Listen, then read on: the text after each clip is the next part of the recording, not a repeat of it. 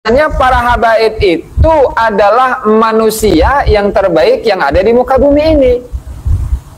Nah, ini kalau dikaitkan dengan ajaran rasisme yang menyatakan diri bahwa dirinya ini adalah adalah sekelompok orang, adalah segolongan orang yang lebih tinggi daripada yang lain. Sehingga yang lain nih orang-orang Nusantara, orang-orang pribumi dikatakan sebagai akhwal.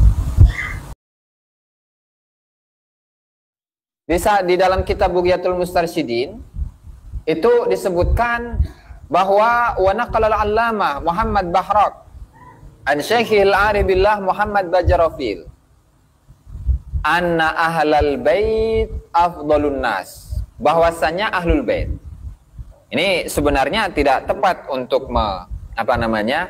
untuk menggunakan redaksi ahlul bait, tetapi dzurriyyah dari ahlul bait, dzurriyyah daripada ahlul bait Nabi, yaitu dzurriyyahnya Sayyidina Hasan atau Sayyidina Husain.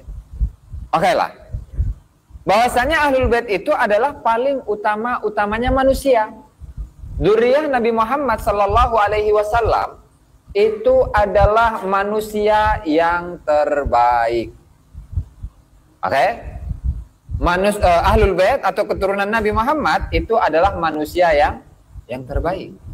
Nah, lalu ada lanjutannya, wa al abi alwi afdalu ahlil bait, dan kemudian keluarga Ba'lawi atau keluarga para habaib itu adalah ahlul bait atau dzurriyyah Nabi yang terbaik. Kesimpulannya apa? Kesimpulannya bahwasanya para habaib itu adalah manusia yang terbaik yang ada di muka bumi ini. Nah, ini kalau dikaitkan dengan ajaran rasisme yang menyatakan diri bahwa dirinya ini adalah adalah sekelompok orang, adalah segolongan orang yang lebih tinggi daripada yang lain. Sehingga yang lain nih orang-orang Nusantara, orang-orang pribumi dikatakan sebagai akhwal.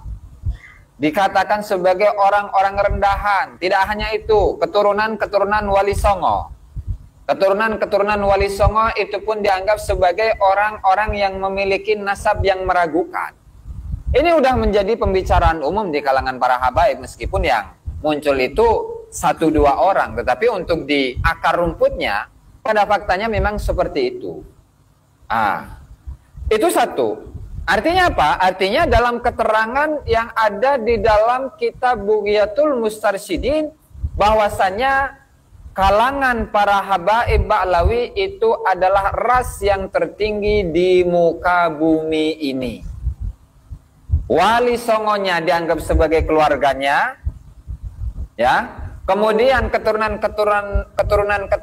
tidak diaku. Keturunan Wali Songo dianggap terputus. Lalu yang akan mulia di bumi Indonesia ini adalah kalangan habaib saja. Ini ada kitabnya. Kita berbicara mengenai data, kita berbicara mengenai fakta. Belum lagi dari kalangan Habib, Naqabatul Ashraf kalau tidak salah itu pun juga pernah mengeluarkan surat edaran mengenai bahwasannya dzurriyyah Wali Songo itu tidak memiliki data. Nah, ini ajaran rasis apalagi kalau bukan ajaran rasis? Ini ajaran apa kalau bukan ajaran rasis? Nah, belum lagi dalam kitab yang lain, kitab An-Nahrul Maulud di halaman sebelumnya, An-Nahrul Maulud di Majmu' Kalam Habib Idrus bin Umar Al-Habsyi, di mana di sini ada kisah. Kalau dibaca satu persatu itu rada panjang. Saya ambil intisarinya saja, bahwa apa? Wa ammal ajam fa innama hum kal bahaim.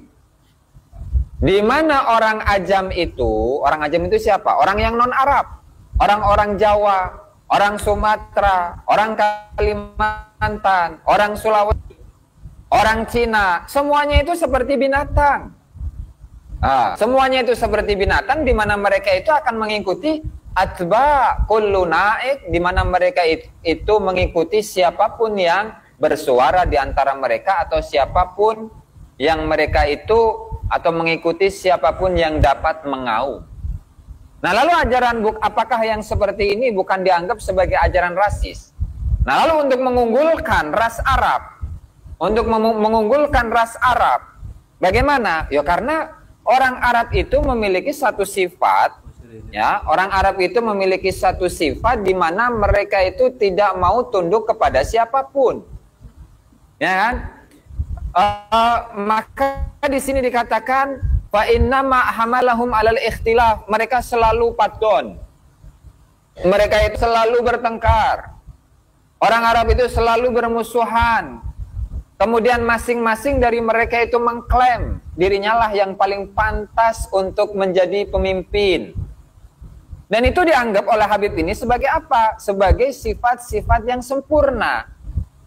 Jadi bukanlah sifat yang sempurna itu ketika seseorang itu bisa berdamai, menciptakan suatu kondisi yang aman, yang tentram, yang nyaman di kalangan masyarakat, tetapi saling bermusuhan itu adalah sifat kesempurnaan. Ini logika yang mana yang menyatakan seperti itu? Artinya ajaran-ajaran seperti ini yang apalagi ketika menyatakan bahwa orang ajam itu adalah orang-orang yang seperti binatang, ini sudah ajaran rasis. Pertama, tadi dinyatakan Habaib itu adalah ras tertinggi di muka bumi ini, sebaik-baiknya manusia. Satu. Kemudian yang kedua di sini, di mana orang ajam disebut sebagai binatang. Padahal kita ini kan manusia. Sama-sama hidup di Indonesia, sama-sama makan di Indonesia, sama-sama tidur di Indonesia.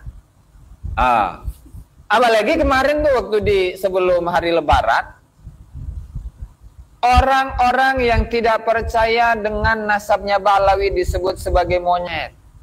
Astagfirullahaladzim. Padahal biasa itu, dia itu, yang berkomentar itu, Rizik Syihab itu biasa untuk menganjing-babikan orang lain, mengiblis-ibliskan orang lain. Giliran saudaranya disebut dikit, itu pun keceplosan.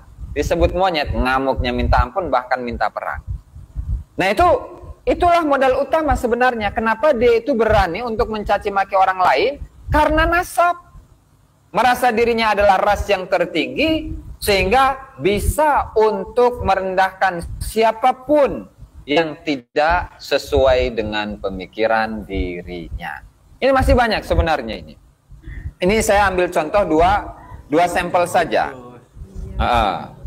Kemudian yang berikutnya, ajaran membuat kuburan palsu. Ajaran membuat kuburan palsu. Ini sudah marak ini. Sudah sangat marak di Nusantara, di Pulau Jawa khususnya. Itu kalau dihitung mungkin sudah ada ribuan. Itu tidak hanya perilaku dari seorang Habib saja, tapi dalam kitabnya pun ada mengajarkan itu. Dalam kitabnya itu pun juga mengajarkan untuk membuat kuburan palsu, di mana ketika seseorang itu tidak bisa untuk menziarahi kuburan seorang wali. Bahkan tidak hanya kuburan wali, kuburan seorang nabi sekalipun boleh dibikin angsal didamel. Makanya di sini coba kita ulas bersama-sama untuk lebih jelas ya. Ini di halaman berapa ini? Nggak ada halamannya. Dari kitab An-Nahrul Maurud B ya, membuat kuburan palsu, langsung saja pada teks Arabnya. Wa kana yaqul, di mana Habib Idrus bin Umar Al-Habsyi mengatakan, yang bagi liman ajana an ziyarati ba'dil auliya, seyogyanya bagi seseorang yang tidak mampu untuk menziarahi kuburan sebagian wali, bal wal anbiya, bahkan yang tidak mampu untuk menziarahi sebagian kuburan-kuburan nabi. Apa itu? Yang seyogyanya an yushakhisa dariya hadzalikan nabi awil wali suratan hissiyah min thawbin aw nahwihi, di mana dia ini untuk seyogyanya bagi dia untuk memfisikkan, membuat secara fisik makam nabi ataupun makam wali dengan fisik yang nyata, baik berupa baju ataupun yang lain.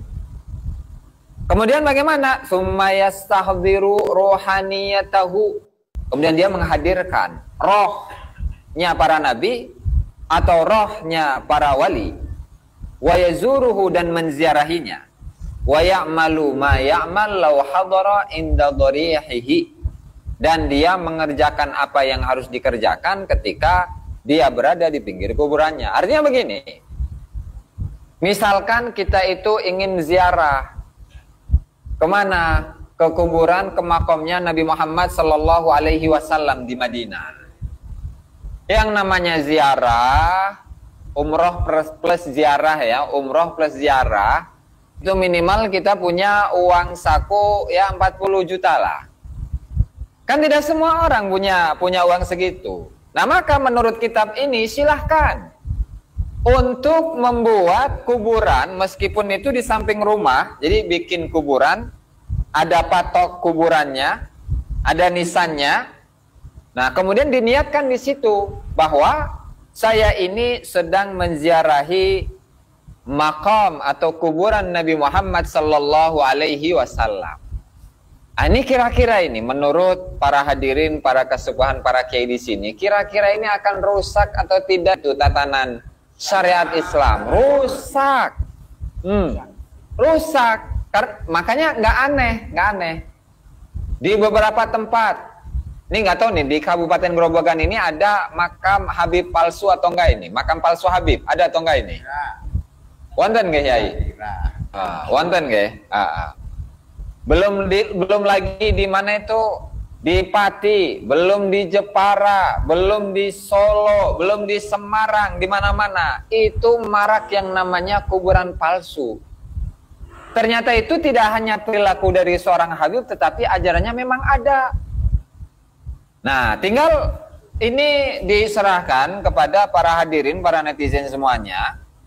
Ya, untuk mempercaya atau tidak dengan keterangan yang ada dalam kitab ini, silahkan. Datanya memang seperti ini, Habibnya mengajarkan hal tersebut, ya kan? Dan itu dicontohkan oleh Habibnya. Makanya di sini disebutkan wa kana sayyiduna yaf'alu dzalika, dan Habib Idrus bin Umar Al-Habsyi itu melakukan hal tersebut. Artinya ketika beliau itu memiliki suatu alasan, memiliki suatu halangan untuk menziarahi makam atau kuburan dari seorang wali atau seorang nabi, maka beliau membuat kuburan, kemudian menziarahinya, ya kemudian biasa tahlil hadratan ila hadrati Nabi Muhammad sallallahu alaihi wasallam, biasa. Nah, itu biasa. Wa kana yaf'alu dzalika, dan itu dikerjakan, dilakukan oleh Habibnya. Nah, ada ini dalam kitabnya, itu silahkan dicek, dan kalau misalkan perlu untuk file kitabnya nanti bisa dikirim nanti. Nah, itu satu, untuk membuat kuburan palsu. Ini sesat ini. Kemudian berikutnya, memberi syafaat dan syarat mahabbah kepada Habib, dengan syarat mahabbah kepada Habib. Nah, artinya ketika seseorang itu menjadi muhibbin, maka dia akan mendapatkan syafaat dari seorang Habib. Mendapatkan syafaat nanti ketika di akhirat, mendapatkan pertolongan dari seorang Habib, tapi syaratnya adalah cinta kepada Habib. Kalaulah dia itu tidak cinta kepada Habib, nggak bakalan diberi syafaat olehnya. Dan ini pun ada keterangannya di dalam kitab Qurratul Ain, dengan mengutip dari kitab Al-Qirtas fi Manaqib Umar bin Abdurrahman Al-Attas, di mana Habib Ali bin Hasan Al-Attas mengatakan innal akabira minas sadah al-ba'alawi al-abi alwi, di mana tokoh-tokoh pembesar dari kalangan para habaib ba'alawi la yaqnaun, mereka itu tidak akan memiliki sifat qanaah, tidak memiliki sifat qanaah hatta takuna li ahadihim khamsu hisal, di mana kecuali mereka itu sudah memenuhi 5 poin atau 5 hal. 1, al-ula takunu layalihi kulluha kalailatil qadri allati khairun min alfi syahr, di mana malam-malamnya itu malam biasa itu harus bisa seperti posisinya malam Lailatul Qadar. Ini aneh ini kan. Jadi malam biasa ini seperti sekarang malam